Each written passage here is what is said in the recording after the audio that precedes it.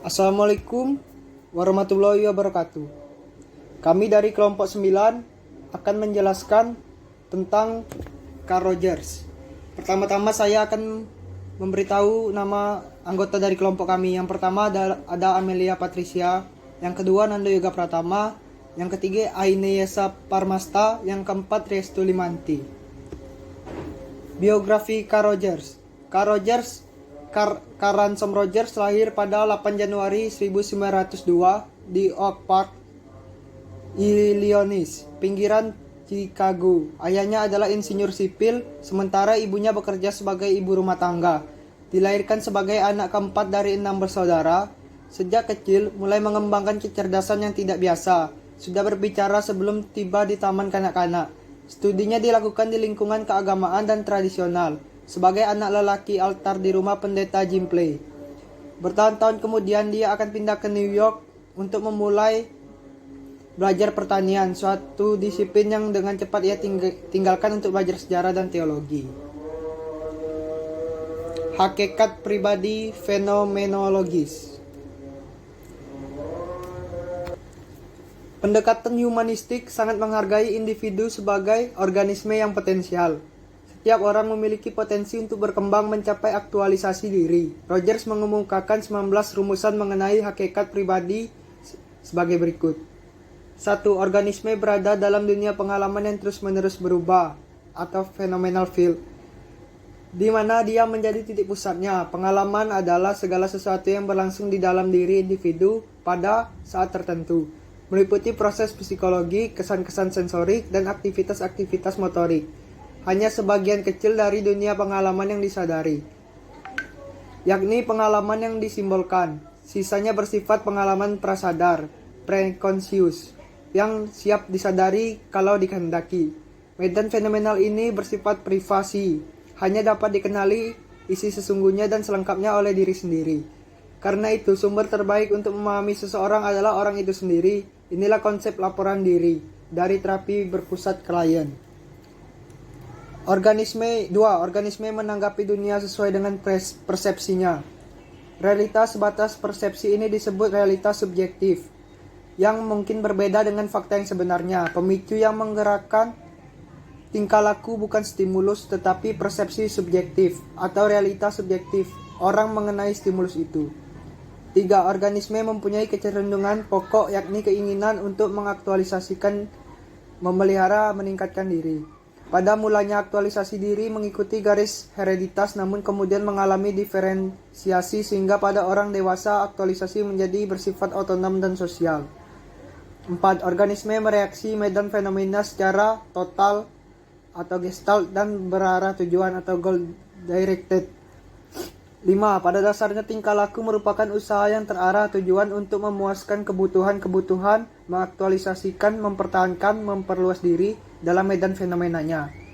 6. Emosi akan menyertai tingkah laku yang berarah tujuan, sehingga intensitas atau kekuatan emosi itu tergantung kepada pengamatan subjektif seberapa penting tingkah laku itu dalam usaha aktualisasi, memelihara, mengembangkan diri. 7. Jalan terbaik untuk memahami tingkah laku seseorang adalah dengan memakai kerangka pandangan orang itu sendiri. 8. Sebagian dari medan fenomenal secara berangsur mengalami diferensiasi sebagai proses terbentuknya self. Self adalah kesadaran akan keberadaan fungsi diri yang diperoleh melalui pengalaman mana diri atau terlibat di dalamnya sebagai objek atau subjek. 9. Struktur self terbentuk dengan hasil interaksi organisme dengan medan fenomenal, terutama interaksi evaluatif dengan orang lain. Struktur self adalah suatu pola pengamatan yang bersifat utuh atau bulat, teratur, mudah bergerak, fluid, dan konsisten dengan gambaran dan nilai lingkungan. Dari pengalamannya, anak belajar bahwa dirinya adalah jalan satu objek yang berbeda dengan objek lain dalam lingkungan. Selanjutnya, pengalaman yang sesuai dengan dirinya akan dinilai positif dan dimasukkan sebagai bagian dari dirinya. Sebaliknya, pengalaman yang dinilai negatif ditempatkan di lingkungan. 10. Apabila terjadi konflik antar nilai-nilai yang sudah dimiliki dengan nilai-nilai yang baru, akan diintroyeksi. Organisme akan meredakan konflik itu dengan merevisi gambaran dirinya, serta mengaburkan nilai-nilai yang semula ada dalam dirinya, atau dengan mendistorsi nilai-nilai bar yang akan diintroyeksi atau diasimilasi. 11. Pengalaman yang terjadi dalam kehidupan seorang akan diproses oleh kesadaran dalam tingkatan-tingkatan yang berbeda. Disimpulkan, dikaburkan, diingkari, atau diabaikan. 12. Umumnya tingkah laku konsisten dengan konsep self. Kalau premis ini benar, maka cara untuk mengubah tingkah laku adalah mengubah konsep self, sebagaimana dilakukan Rogers dalam terapinya. 13. Tingkah laku yang didorong oleh kebutuhan organis yang tidak dilambangkan bisa tidak konsisten dengan self. Tingkah laku semacam itu biasanya dilakukan untuk memelihara gambaran diri dan tidak diakui sebagai milik atau bagian dari dirinya. 14. Salah swipe psikologi akibat adanya tension. Terjadi apabila organisme menolak menyadari pengalaman sensorik yang tidak dapat disimpulkan dan disusun dalam kesatuan struktur self-nya. 15. Penyesuaian psikologi terjadi apabila organisme menampung atau mengatur semua pengalaman sensorik sedemikian rupa dalam hubungan yang harmonis dalam konsep diri. 16. Setiap pengalaman yang tidak sesuai dengan struktur self akan diamati sebagai ancaman. 17. Dalam kondisi tertentu, khususnya dalam kondisi bebas dari ancaman terhadap struktur self, pengalaman-pengalaman yang tidak konsisten dengan self dapat diamati dan diuji, dan struktur self direvisi untuk dapat mengasimilasi pengalaman-pengalaman itu. 18. Apabila organisme mengamati dan menerima semua pengalaman sensoriknya ke dalam sistem yang integral dan konsisten, maka dia akan lebih mengerti dan menerima orang lain sebagai individu yang berbeda. Orang yang defensif akan mengingkari perasaannya diri sendiri, cenderung iri dan benci kepada orang lain yang akan merusak hubungan sosialnya. 19. Semakin banyak individu mengamati dan menerima pengalaman sensorik dalam struktur self-nya, kemungkinan terjadi introyeksi atau revisi nilai-nilai semakin besar. Ini berarti terjadi proses penilaian yang berlanjut terus-menerus terhadap sistem struktur self. Struktur kepribadian. Karena sejak awal Roger mengurusi cara bagaimana kepribadian berubah dan berkembang, Roger tidak menekankan aspek struktural dari kepribadian. Namun demikian, dari 19 rumusan mengenai hakikat pribadi diperoleh 3 konstruk yang menjadi dasar penting dan teorinya: organisme, medan, fenomena, dan self. Organisme. Pengertian organisme mencangkup 3 hal. A. Makhluk hidup. Organisme adalah makhluk lengkap dengan fungsi fisik dan psikologinya. Organisme adalah tempat semua pengalaman. Segala sesuatu yang secara potensial terdapat dalam kesadaran setiap saat, yakni persepsi seseorang mengenai event yang terjadi di dalam diri dan di dunia eksternal. B. Realitas subjektif. Organisme mengenai dunia seperti yang diamati atau dialaminya.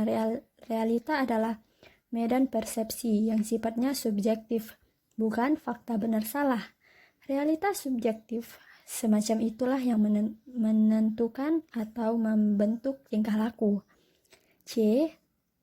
Holisme. Organisme adalah salah satu sistem sehingga perubahan pada satu bagian akan mempengaruhi bagian lain. Setiap perubahan memiliki makna pribadi dan bertujuan, yakni tujuan mengaktualisasi, mempertahankan, dan mengembangkan diri. Selanjutnya ada medan fenomena, phenomenal field. Yang pertama meliputi pengalaman internal, persepsi mengenai diri sendiri, dan pengalaman eksternal, persepsi mengenai dunia luar. Kedua, meliputi pengalaman yang disimbolkan. Yang ketiga, semua persepsi bersifat subjektif, benar bagi dirinya sendiri. Keempat, medan fenomena seseorang tidak dapat diketahui oleh orang lain. Berikutnya adalah self. Konsep pokok dari teori kepribadian Rogers adalah self, sehingga dapat dikatakan self merupakan satu-satunya struktur kepribadian yang sebenarnya. Beberapa penjelasan mengenai self dapat disimbolkan dari 19 rumusan Rogers. Yang pertama, self terbentuk melalui diferensiasi medan fenomena. Yang kedua, self juga terbentuk melalui introjeksi nilai-nilai orang tertentu dan dari distorsi pengalaman. Yang ketiga, self bersifat integral dan konsisten.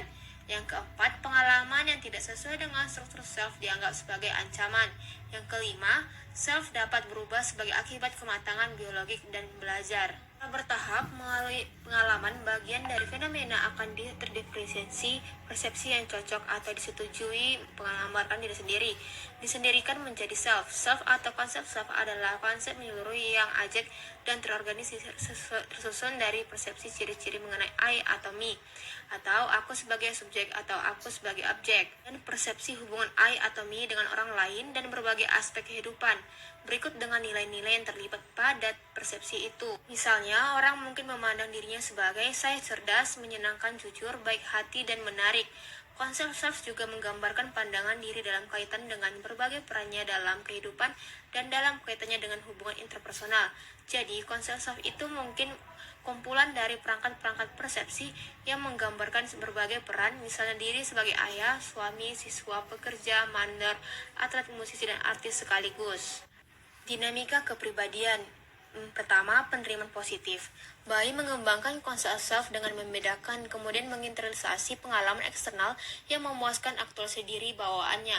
Pengalaman dinilai apakah dapat memberi kepuasan atau tidak mula-mula secara fisik, namun kemudian berkembang menjadi kepuasan emosional dan sosial. Akhirnya, konsep self itu mencakup gambaran siapa seharusnya dirinya dan siapa kemungkinan dirinya. Kesadaran memiliki konsep diri kemudian mengembangkan penerimaan positif. Kebutuhan si agar diterima baik, dicintai, dan diakui lingkungan. Penerimaan positif dari ibu akan memuaskan bayi. Sebaliknya, tanpa penerimaan positif itu, bayi menjadi frustasi dan menarik diri. Penerimaan positif yang dibutuhkan bayi itu bukan sikap positif ibu terhadap bayi yang bertingkah laku manis seperti yang dikehendaki ibu, tetapi penerimaan positif tanpa syarat. Cinta tanpa syarat menerima bayi dan tingkah lakunya. Sebagai pribadi yang utuh, konsep penerimaan positif tanpa syarat dari Rogers ini pada hakikatnya bertentangan dengan konsep superego dari Freud.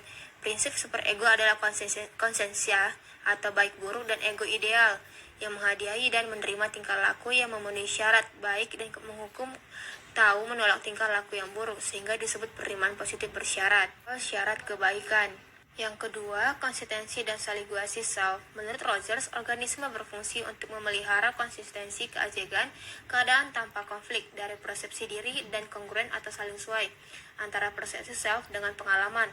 Organisme tidak berusaha mencari kepuasan dan menghindari sakit, tetapi berusaha memelihara struktur self yang dimilikinya.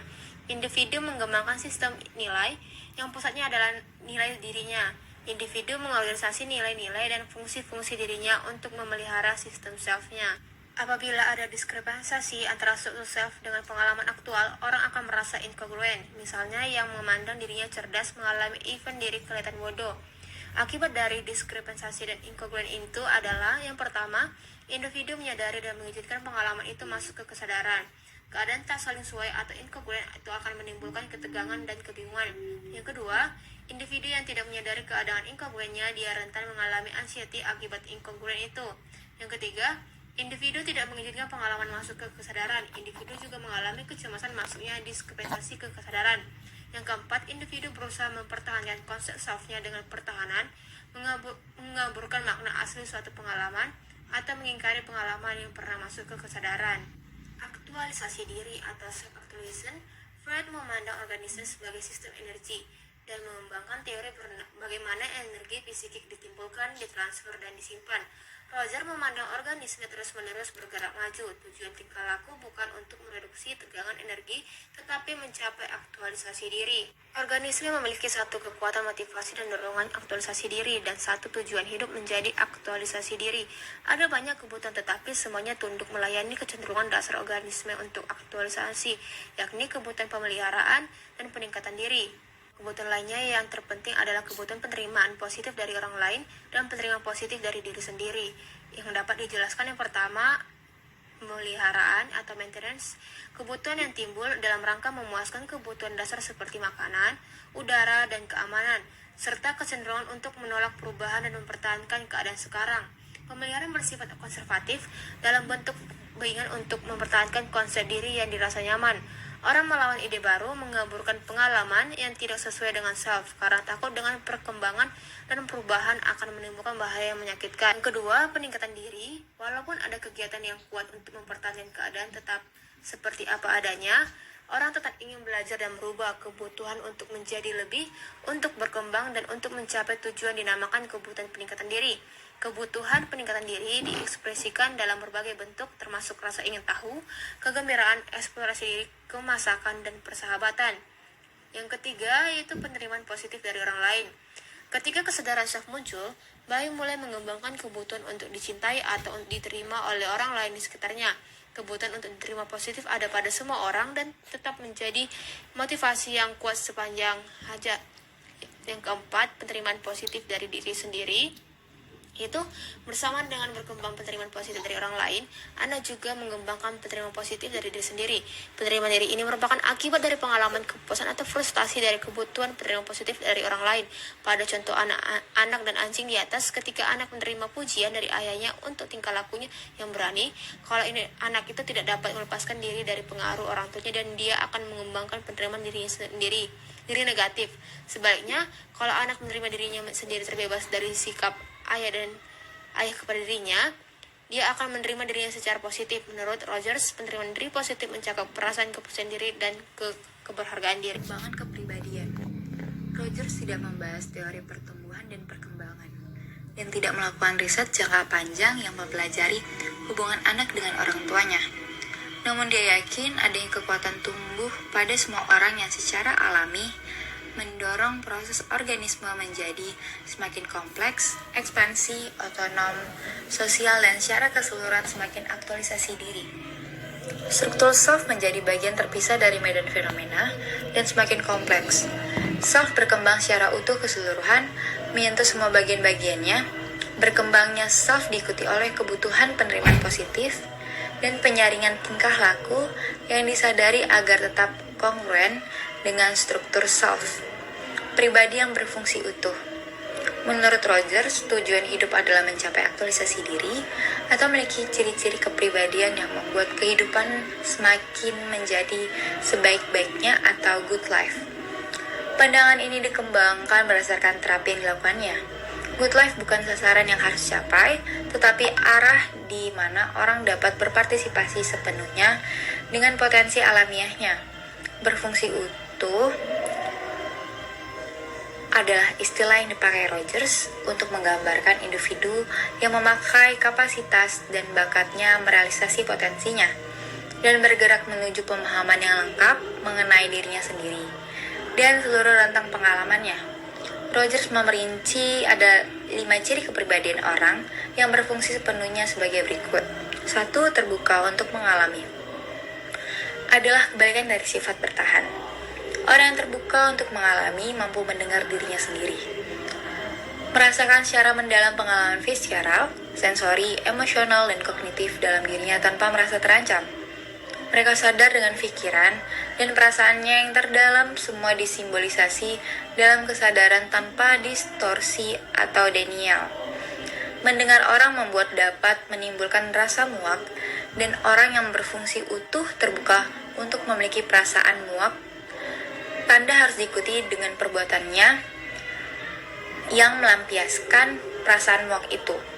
Rasa-rasa muak itu tidak mengancam dirinya, dan dia dapat mengalihkan perhatiannya kepada hari lain tanpa merusak hubungan interpersonalnya. Brand yang defensif, metasan terancam dengan perasaan muak itu dan memunculkan tingkah laku untuk menghilangkannya. 2. Hidup menjadi. Kecenderungan untuk hidup sepenuhnya dan seberisi mungkin pada setiap eksistensi. Setiap pengalaman dipandang baru dan unik berbeda dengan yang pernah terjadi. Berkembang tanpa diawali prasangka dari harapan sebelumnya. Semua pengalaman itu akan mengembangkan self dan kepribadian, bukan sebaliknya. Pengalaman disesuaikan dengan struktur self yang kaku, orang menjadi fleksibel, adaptel, toleran, dan spontan. 3. Keyakinan organismik. Orang mengambil keputusan berdasarkan pengalaman organismiknya sendiri, mengerjakan apa yang dirasanya benar sebagai bukti kompetensi dan keyakinannya untuk mengarahkan tingkah laku yang memuaskan. Orang mampu memakai perasaan yang terdalam sebagai sumber utama membuat keputusan. Kebalikan keyakinan organismik adalah pengambilan keputusan berdasarkan sumber eksternal, norma sosial, aturan institusi, misalnya agama, penilaian orang lain, atau tingkah lakunya sendiri ketika menghadapi situasi lain. 4. Pengalaman kebebasan. Pengalaman hidup bebas dengan cara yang diinginkan atau dipilih sendiri, tanpa perasaan tertekan atau terhambat. Organisme mempunyai pilihan bebas yang terjadi pada organisme itu tergantung kepada dirinya sendiri. Orang itu melihat banyak pilihan hidup dan merasa mampu mengerjakan apa yang ingin dikerjakannya. Tentu tidak ada kebebasan yang absolut. Rogers mengakui pengaruh keturunan, kekuatan sosial, dan pengalaman masa lalu terhadap pilihan organisme. 5. Kreativitas merupakan kemasakan psikologi yang optimal. Orang dengan good life kemungkinan besar untuk memunculkan produk kreatif dan hidup kreatif. Orang yang kreatif cenderung hidup konstruktif dan adaptif dalam kulturnya, sekaligus memuaskan kebutuhannya yang terdalam. Perkembangan psikopatologi. Menurut Rogers, orang maladjustment seperti tidak sadar dengan perasaan yang mereka ekspresikan atau yang ditangkap jelas oleh orang luar. Mereka juga tidak sadar dengan pernyataan yang bertentangan dengan self-nya dan berusaha menolak ekspresi yang dapat mengungkap hal itu. Hubungan akrab dipandang sebagai ancaman dan keterlibatan dengan orang lain dihindari. Sebaliknya, orang syad menyadari pengalaman dan ekspresi perasaannya, bertanggung jawab dengan perasaan dimilikinya, dan berani bergaul akrab dengan segala resikonya. Tak saling suai, orang yang secara psikologi sangat sehat pun secara berkala tetap dihadapkan dengan pengalaman yang mengancam konsep dirinya yang memaksanya untuk mendistorsi atau mengingkari pengalamannya. Jadi siapapun memiliki pertahanan untuk menangani kecemasan ringan dan cara bertingkah laku yang dapat mengurangi kecemasan itu. Ketika pengalaman sangat tidak konsisten dengan struktur self atau pengalaman incongruence, sering timbul tingkat kecemasan yang terjadi dapat merusak rutinitas dan orang menjadi neurotik. Orang ini sebagian pertahanannya masih efektif dalam menjaga pengalaman, mengancam agar tidak masuk ke kesadaran. Struktur self, MASH, tetap utuh walaupun lemah.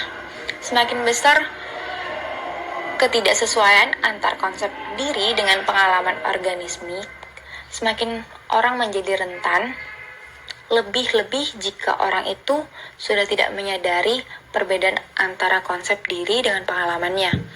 Jika tingkat tak inkongruen sangat tinggi, pertahanan mungkin tidak dapat dioperasikan. Pengalaman inkongruen disimbolisasi ke dalam kesadaran sehingga konsep diri menjadi hancur.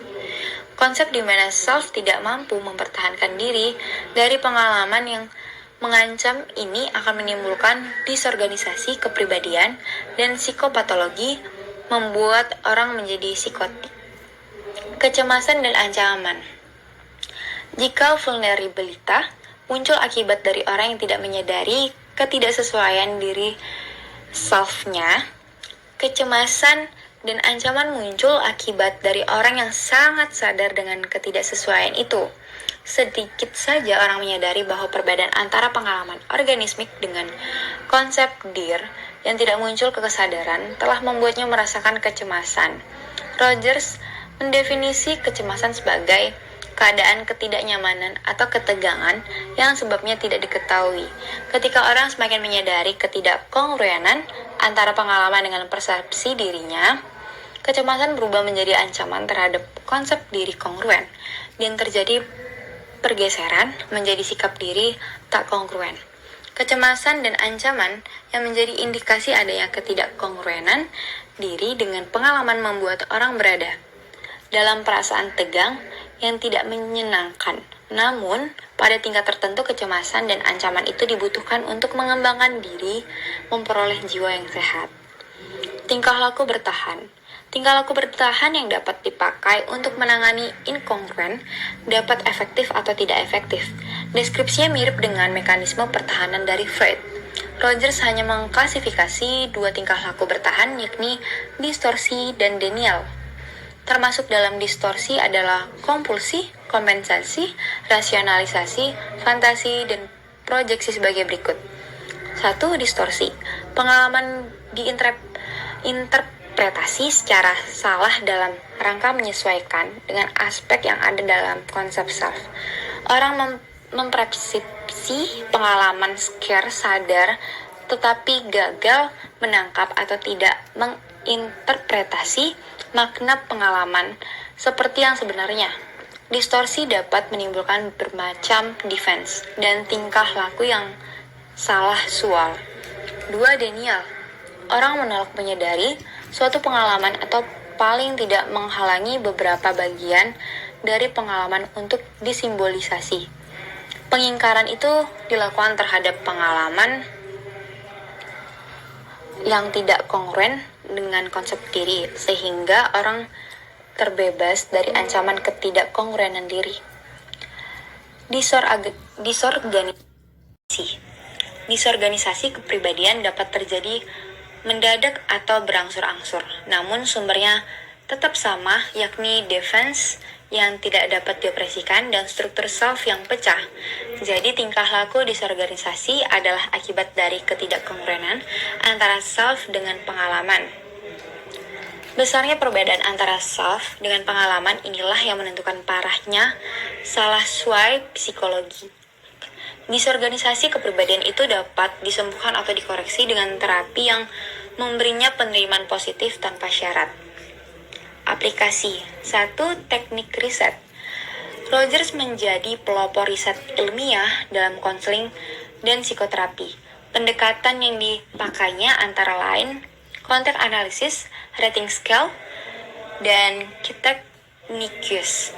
Analisis ini adalah prosedur menganalisis verbalisasi klien atau merekam, mengklasifikasi, menghitung pernyataan klien untuk menguji beberapa hipotesis atau proposisi mengenai hakikat kepribadian atau meneliti perubahan konsep diri yang terjadi dalam terapi.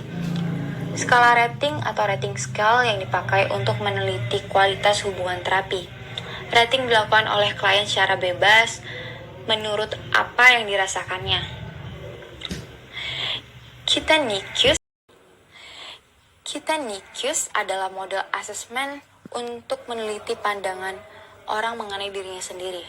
Keysort atau Kiteknikus adalah self-rating, sehingga mungkin sekali timbul defensiveness, usaha tampil yang dapat diterima yang baik di mata dirinya sendiri dan orang timbul. 2. Psikoterapi. Rogers menanamkan teknik terapinya. Terapi berpusat pada klien. Terapi ini dikemukakan dalam paparan yang sederhana, namun dalam praktek sulit diaplikasikan. Secara singkat, pendekatan berpusat klien berpendapat agar orang yang rentan dan cemas dapat mengembangkan jiwanya, mereka harus mengadakan kontak dengan terapis yang kongruen dan dapat menciptakan sesuatu penerimaan tanpa syarat dan empati yang akurat. Namun disinilah letak kesulitannya. Konselor yang kongruen menerima positif tanpa syarat dan pemahaman empatik tidak mudah ditemukan. Konseling berpusat klien dapat dideskripsi dalam bentuk jika kondisi terapis kongruen, menerima positif tanpa syarat, dan empatis dapat diciptakan, maka proses terapi akan berjalan lancar. Jika proses terapi berjalan, maka dapat diharapkan hasilnya dapat mengembangkan klien ke arah yang dikehendaki. Jadi, terapi Rogers dapat dijelaskan melalui 3 faktor itu: kondisi, proses, dan hasil. Kondisi, menurut Rogers, agar proses terapeutik dan dapat berlangsung